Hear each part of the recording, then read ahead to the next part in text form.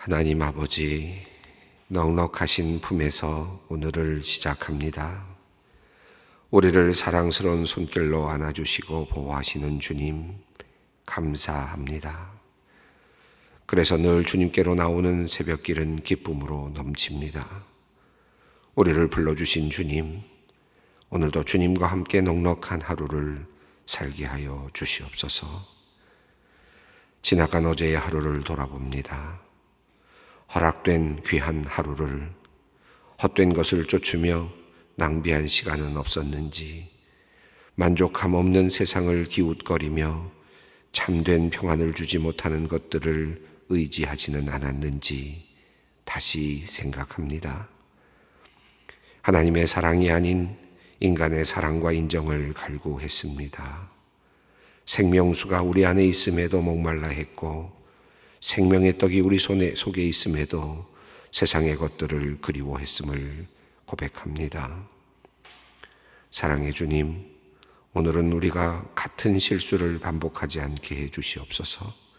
오늘 하루 하늘의 생명수로 우리의 가란 영혼을 채우시며 하늘의 만나로 우리의 줄인 영혼을 배부르게 해 주시옵소서. 하나님, 오늘 이 아침 우리의 육신을 위하여 주님께 기도합니다. 나의 육신을 위하여 주님 간절히 기도합니다. 하나님, 우리의 몸은 주님께서 거하시는 거룩한 장소이오니 거룩하게 하시고 온전케 하여 주시기를 원합니다. 우리의 육신이 생명의 활기로 가득 차게 하여 주시옵소서. 모든 우리의 세포가 건강하며 서로 잘 조화롭게 연결되게 하여 주시며, 모든 혈관이 막힘없이 흐르게 하시며, 모든 장기가 잘 연결되고 기능이 약화되지 않게 하여 주시옵소서. 우리의 기억이 분명하게 하시고, 우리가 숨을 들이마실 때 신선한 공기가 육신에게 퍼지며 생명력이 살아나게 하시고, 숨을 내쉴 때 나쁜 모든 것들이, 모든 기운들이 쫓겨가게 하여 주시옵소서. 특별히 산소호흡기에 의존하여 병상에 누워있는 식구들에게 오늘 이 시간 하나님의 은혜와 치유의 역사가 넘치도록 임하여 주시옵소서. 하나님, 우리의 마음을 위하여 또한 기도합니다. 지나간 세월 동안 우리 안에 들어와 상처를 준 많은 것들 있습니다. 하나님께서 우리의 상처난 마음 다시 어루만져 주시기를 기도합니다. 새로운 마음을 우리 안에 창조하여 주시옵소서. 우리 마음속에 있는 증오의 마음 하나님께서 고쳐 주시옵소서. 미워하는 마음 우리의 마음에서 내려놓게 하여 주시고, 그들을 도리어 사랑할 수 있는 마음의 여유를 허락하여 주시옵소서. 자신감을 갖지 못하여 늘 낙담하고 열등감으로 가득 찬 우리의 마음 주님께서 긍휼히 여겨 주시옵소서. 비교하는 마음을 없애주시고 오직 마음의 평안과 평화를 내려 주시옵소서. 하나님, 또한 우리의 생각이 바르게 하여 주시기를 원합니다. 우리의 생각이 또렷하게 하여 주시옵소서. 치매에 걸리지 않게 하시고 과대 망상에 빠지지 않게 하시며 헛된 이념에 사로잡히는 사람이 되지 않게 하여 주시옵소서. 우리 생각 속에 증오와 혐오 그리고 남을 비하하는 생각에 사로잡히지 않게 하여 주시옵소서. 자신감을 필요하오나 자만심은 우리에게 있을 자리가 없게 하시고, 겸손함을 주시되 열등감은 사라지게 하여 주시옵소서. 하나님, 우리의 영혼을 위하여 또한 기도합니다. 배고픈 짐승처럼 이곳저곳을 찾아 돌아다니지 않게 하여 주시옵소서. 이단에 우리의 영혼을 팔아넘기지 않게 하여 주시옵소서. 사탄에게 영혼을 넘기지 않게 하여 주시옵소서. 잘못된 사상이나 생각에 몰입하지 않게 하여 주시옵소서. 우리의 영혼이 불안하여 주님을 모른다 하지 않게 하여 주시옵소서. 우리의 영혼이 평안을 누리며 기쁨을 충만히 경험하며 살게 하여 주시옵소서. 우리의 영혼이 말씀을 붙잡게 하여 주시옵소서. 오직 말씀 앞에서 자신을 돌아보며 기쁨을 누리는 역사가 있게 하여 주시옵소서. 늘 기도의 능력을 경험하며 살아가는 우리 모두가 되게 하여 주시옵소서. 하나님께서는 온 세상이 캄캄할 때 빛으로 오셔서 세상을 비춰주셨습니다. 한국교회 안팎으로 어둠의 세력들이 웅크리고 있음을 봅니다. 사람들을 신격화하고 교주로 섬기는 이단과 사이비들이 사회 곳곳에서 한국교회를 무너뜨리려 하고 있습니다. 무신론의 옷을 입은 젊은이들과 유물론 사회주의의 이념의 옷을 입은 젊은이들이 하나님의 은혜를 거부하며 세상을 온통 증오와 고통의 세상으로 만들어가고 있음을 봅니다. 하나님께서 이 나라, 이 민족의 역사를 붙잡아 주시옵소서. 하나님, 다시 성경으로, 말씀으로 돌아가는 역사가 있게 하여 주시옵소서. 하나님, 우리 소망의 성도님들을 위하여 기도합니다. 사춘기 자녀를 키우며 매일 눈물로 기도하는 부모님들이 있습니다. 마음속의 말과 입으로 나오는 말이 달라 괴로워할 때가 있습니다. 하나님께서 선물로 주신 귀한 자녀이기에 믿음의 본을 보이려고 부단히 애쓰지만 잘 되지 않아 마음이 아픕니다. 자녀들도 부모님을 향해 사랑의 표현을 하고 싶어 하지만 어떻게 해야 할지 몰라 머뭇거릴 때가 많습니다. 하나님, 소통이 잘 이루어지지 아니하는 우리들의 가정을 불쌍히 여겨 주시옵소서. 사랑의 소통이 가능하도록 주님께서 우리 모두의 마음을 열어주시기를 원합니다. 췌장암 투병 중에 신장이 안 좋아져 중환자실에 입원한 집사님이 있습니다. 주님께서 그를 만져주시기를 온 가족이 함께 기도합니다. 늘 십자가 붙잡고 주님을 의지하는 집사님을 주님 긍휼히 여겨 주시옵소서. 만나 주시기를 원합니다. 주님의 손길로 그 지친 몸과 마음을 만져주시고 회복시켜 주시고 고통이 경감되는 은혜를 허락하여 주시옵소서. 이제 하나님 말씀 앞으로 나아갑니다. 눈으로 보는 말씀이 귀로 들려지는 말씀이 되게 하시고 내 삶을 움직이고 변화시키는 생명의 말씀이 되게 하여 주시옵소서. 예수님의 이름으로 기도드리옵나이다. 아멘. 오늘 주시는 말씀은 고린도전서 6장 1절로 11절 말씀입니다. 고린도전서 6장 1절로 11절 말씀 함께 봉독하겠습니다. 너희 중에 누가 다른 이와 더불어 다툼이 있는데 구태여 불의한 자들 앞에서 고발하고 성도 앞에서 하지 아니하느냐? 성도가 세상을 판단할 것을 너희가 알지 못하느냐? 세상도 너희에게 판단을 받겠거든 지극히 작은 일 판단하기를 감당하지 못하겠느냐? 우리가 천사를 판단할 것을 너희가 알지 못하느냐?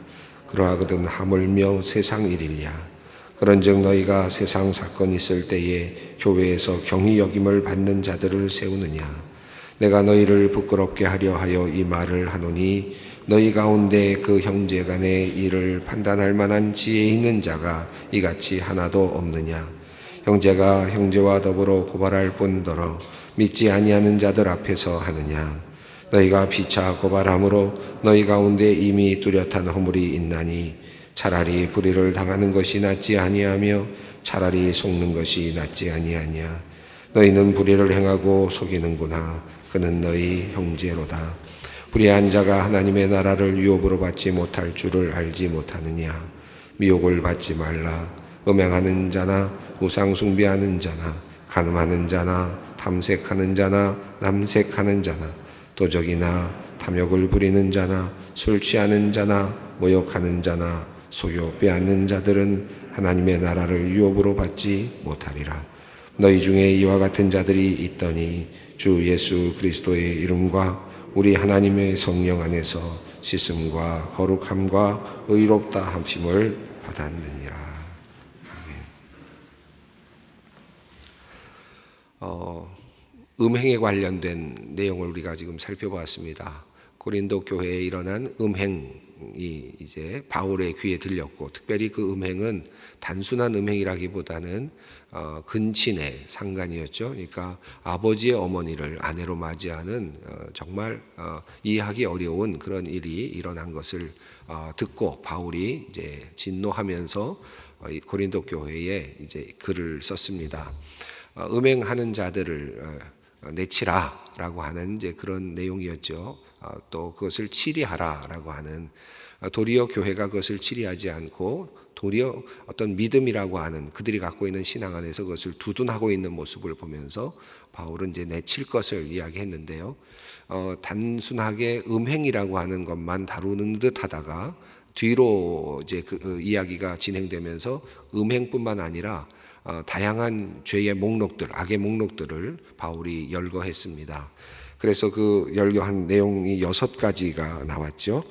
그래서 이제 음행하는 자, 탐욕을 부리는 자, 우상 숭배하는 자, 모욕하는 자, 술 취하는 자, 속여 빼앗는 자, 이런 사람들까지를 포함해서 바울은 그들을 치리해야 한다. 교회가 그것을 보다 더 분명하게 치리해야 한다라고 하는 그런 이야기를 했습니다. 우리가 때로는 교회 안에서 일이 생겨날 때, 이런 문제들이 생겨날 때 바깥의 문제, 내부의 문제를 볼 때 거꾸로 행할 때가 있습니다. 그러니까 바깥에다가는 막 이렇게 지적을 하면서 내부 문제가 생겼을 때는 도리어 옹크러들고 도리어 이건 괜찮다, 이거는 상관없다라고 이렇게 도리어 내부의 문제는 도리어 이렇게 막으려고 하는 이제 그런 경우들이 있죠. 또 때로는 어떤 문제가 생겼을 때 우리 모두가 다 죄인 아니냐, 그러니까 그냥 다 덮자, 이렇게 이제 이야기하는 경우도 있는데, 바울 사도는 도리어 이 문제가 생겨났을 때 이 문제를 도리어 분명하게 치리해야 한다라고 이렇게 이야기를 합니다. 그 이유는 그 사람이 다시 돌아오게 하기 위해서, 그 사람이 육적인 그 틀을 벗어서 성령, 그 안에 있는 성령이 다시 살아나서 그가 영으로 다시 하나님의 백성이 되어서 돌아올 수 있는 그 가능성을 열어두기 위해서 그를 치리해야 한다라고 하는 내용이었고요.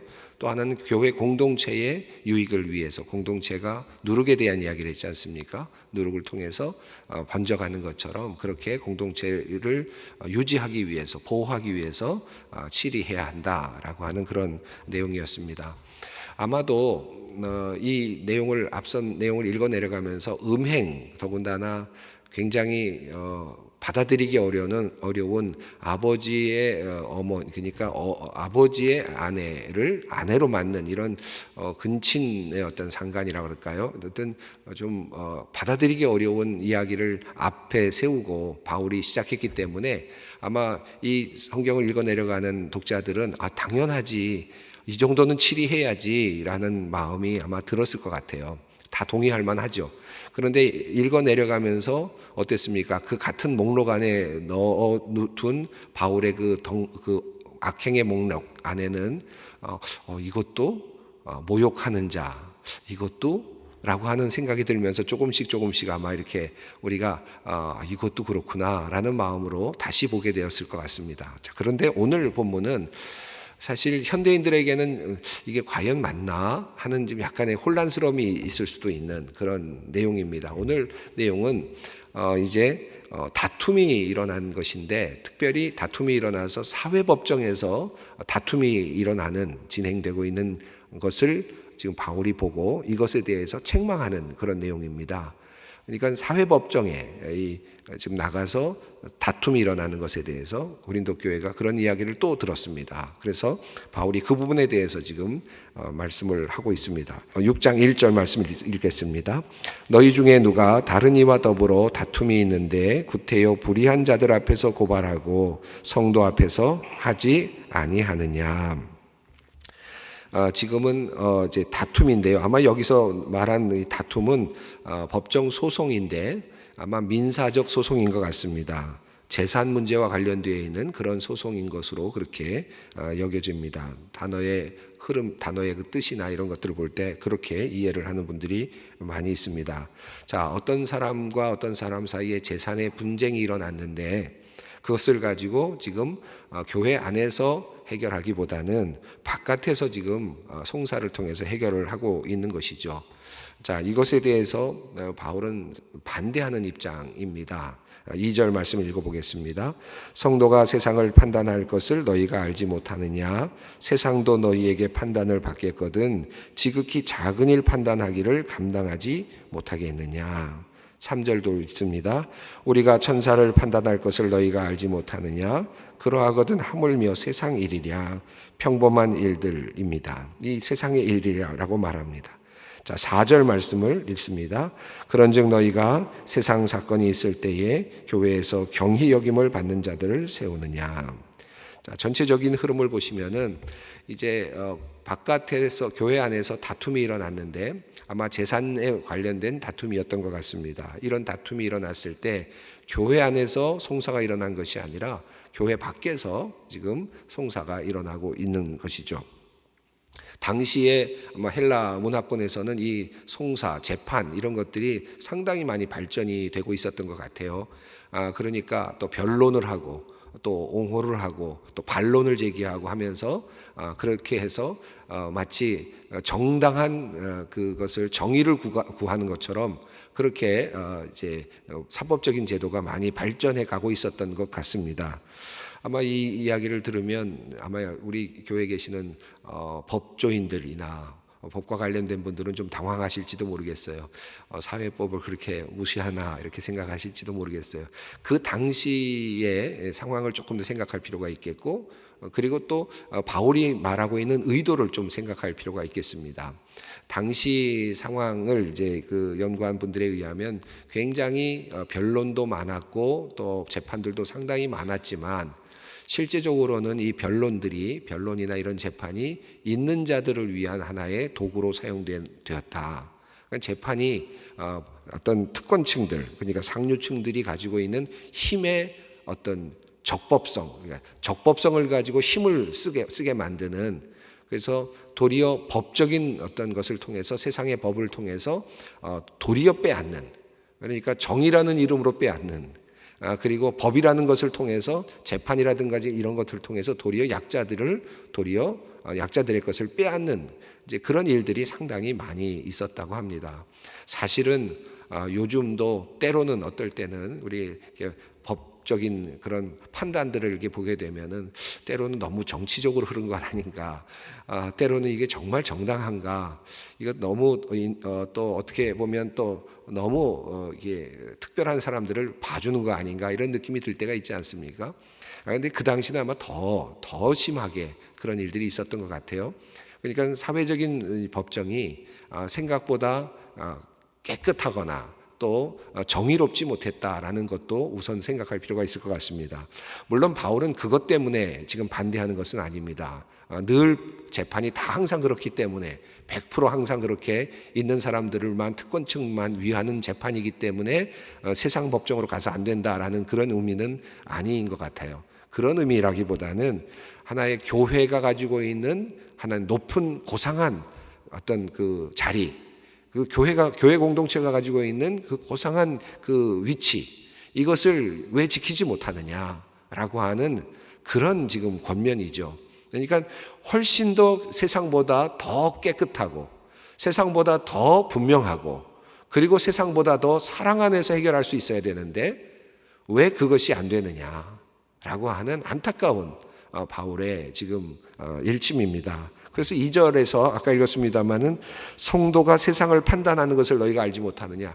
아니, 우리가 세상으로부터 판단을 받는 것이 아니라 원래 고상한 정신을 가지고 있고 보다 더 좁은 그리고 더 분명한 정의로운 틀을 가지고 적용하면서 살아가야 될 우리 그리스도인들이라면 도리어 세상을 우리가 우리의 잣대로 판단해야 되는 것 아니냐라는 것이죠. 보다 더 온전한 모습을 살아가면서 그 잣대를 가지고 세상을 봐야 되는 것 아니냐. 심지어 3절에서는 천사를 우리가 판단하지 않느냐. 여기서는 이제 악한 천사들을 말하는데 마지막 날에 악한 천사들, 이제 유다서 1장에 나오는 아마 그것과 같이 연결되는 것 같습니다. 결국 우리가 천사들도 판단할 정도의 하나님께서 우리에게 만물을 다스리는 능력을 주셨고, 예수 그리스도께서 만물의 구주가 되셔서 우리를 그 부활의 소망으로 이끌어 주시고, 우리도 역시 우리의 예수 그리스도와 더불어서 그것을 다스리는 자리에까지 우리를 세워 주셨는데, 그런데 우리가 고작 세상의 법정에 판단을 받아야 되겠느냐라고 하는 안타까운 이야기입니다. 여기서 그 세상 일이랴라고 이렇게 표현을 했는데, 이것을 원어로 보면 평범한 일들, 그저 그냥 일상적인 이런 일들이야, 일들을 우리가 이렇게 해야 되겠느냐라고 이렇게 이야기를 합니다. 그러면서 이제 5절에서 이제 다시 한번 책망을 강하게 하고 있습니다. 5절 말씀을 읽습니다. 내가 너희를 부끄럽게 하려 이 말을 하노니 너희 가운데 그 형제 간의 일을 판단할 만한 지혜 있는 자가 이같이 하나도 없느냐. 이게 4절과 연결되는 말씀이지만 정말 지혜롭게 판단할 사람이 교회에 그렇게 없느냐. 교회에 충분히 그럴 사람들이 있지 않겠느냐. 그런데 왜 너희는 지금 세상의 법정으로 그것을 가지고 가느냐. 이 말은 또 다른 말로 표현하면, 당신들이 지금 그렇게 지혜롭다면 왜 당신들은 의견 차이를 스스로 해결하지 못하는가? 왜 외부자들을 찾아 나서야만 하는가? 라고 하는 그런 일침입니다. 6절 말씀을 읽겠습니다. 형제가 형제와 더불어 고발할 뿐더러 믿지 아니하는 자들 앞에서 하느냐. 참 안타까운 일이죠. 지금 바울은 그것을 안타까워합니다. 더 고상한 정신을 가지고 있어야 되고 고상한 하나의 원칙을 가지고 살아야 되는 교회 공동체가 그 안에서 도리어 모든 문제를 해결해내야 하고, 더 나아가서 세상에 너희가 이렇게 살아야 된다라고 도리어 하나의 기준점을 줘야 되는데, 도리어 거꾸로 지금 세상 앞에서 판단을 받고 있다. 도리어 믿지 않는 사람들이 앞에서 이런 일을 하고 있다. 사실은 이것은 고소를 통해서 자기 의로움을 드러내고자 하는 일일 수는 있지만, 그러나 이미 그 다툼 속에서 자신도 그리고 또 함께하는 사람도 결국은 모두 다 패배자가 되는 것이다 라는 의미이겠습니다. 우리가 세상 법정에 우리가 항상 경험하지 않습니까? 요즘도 계속 경험하는데, 교회 안에서 계속해서 분란이 일어날 때마다 세상의 법정으로 이것이 이제 가져가게 되고, 그러면서 쟁론이 일어나고, 물론 그것이 의롭게 뭔가를 해결하려고 하는 그런 의지이겠습니다만은, 결국은 모두가 패배자가 되는, 교회 모두가 패배자가 되는, 교인들도 패배자가 되고 또 함께 쟁론하는 사람들도 패배자가 되는 그런 일들을 우리가 계속해서 보아왔죠. 이 바울의 진단이 사실은 옳은 진단이라고 생각이 듭니다. 자, 7절 말씀을 읽습니다. 너희가 피차 고발함으로 너희 가운데 이미 뚜렷한 허물이 있나니 차라리 불의를 당하는 것이 낫지 아니하며 차라리 속는 것이 낫지 아니하냐. 그 자체가 허물이다. 세상으로 이걸 가져가는 그 자체가 교회 공동체의 위상을 떨어뜨리는 것이고, 그리고 세상 사람들에게 염려를 주는 것이, 결국은 세상 사람들에게 지탄을 받는 것이고, 결국 그 자체가 허물이 된다.